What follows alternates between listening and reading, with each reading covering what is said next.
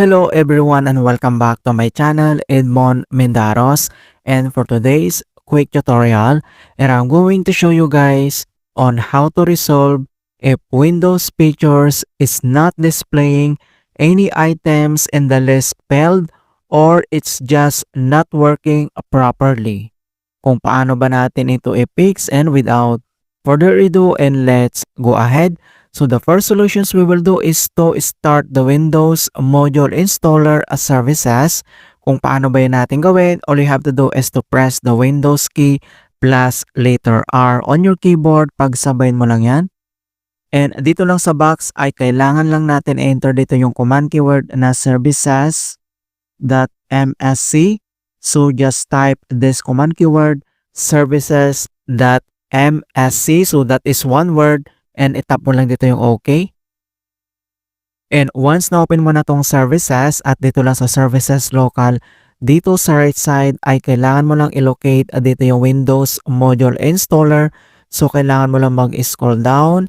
Ayan. So once na-locate mo na dito yung Windows Modules Installer, so ang gagawin natin dito ay kailangan mo lang i-select and double-click. And dito lang sa kanyang general. And then dito lang sa startup type. So kailangan mo lang i-select dito yung automatic. And dito sa service status ay click mo lang dito yung start and wait natin. And the next step, click mo lang dito yung apply and i-click mo lang dito yung okay. Alright, so after dito sa services, and then close lang natin yan. And other solution na pwede natin gawin is to disable the hide Windows Pictures policy settings.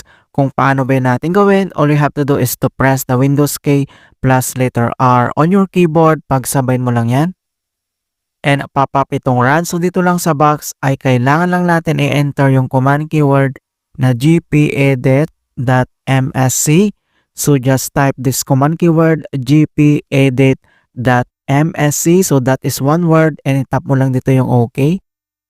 And once na-open mo na tong local group policy editor, ang next step ay kailangan mo lang i-select dito yung user configurations, and under nito ay kailangan mo lang select dito yung administrative templates.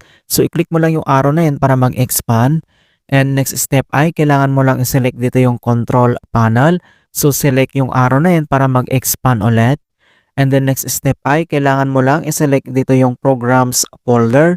So ang gagawin natin dito is to one-time click. So one-time click. At dito sa right side, makikita mo dito yung kanyang settings.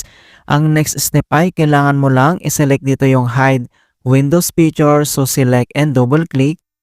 And pop up itong kanyang hide Windows Picture settings. Ang next step ay dito lang sa left side menu ay kailangan mo lang i-select dito yung disabled. So click mo lang yan. And then click mo lang dito yung apply. And click mo lang dito yung okay. Alright, in hope na na-resolve yung problem, but if the error still persists, ang next solution na pwede natin gawin is to run the system file checker. All you have to do is to select on start menu, and dito sa search for app, so type mo lang dito yung CMD, or ito yung tinatawag na command prompt, and then kailangan mo lang mag-right click, and select mo lang dito yung run as administrator. If you receive user account control, and itap mo lang dito yung yes.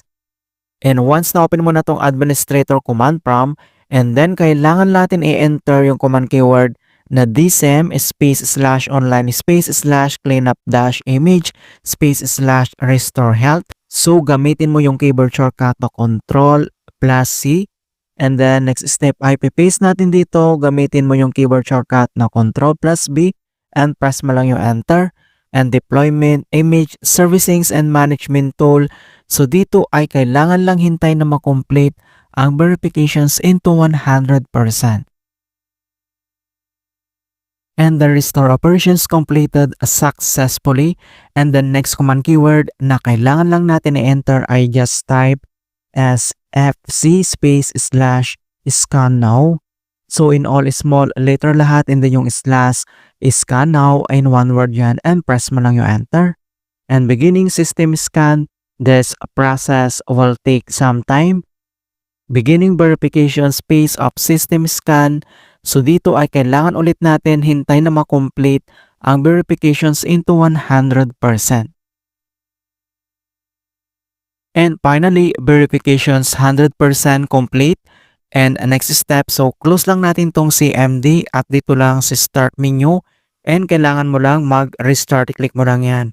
Alright, so ganun lang po kasimple on how to fix turn Windows features on or off, SMT, /black in Windows 10 or Windows 11. And please don't forget to like this video, subscribe to my channel for more quality content. Thank you guys and see you in my next tutorial.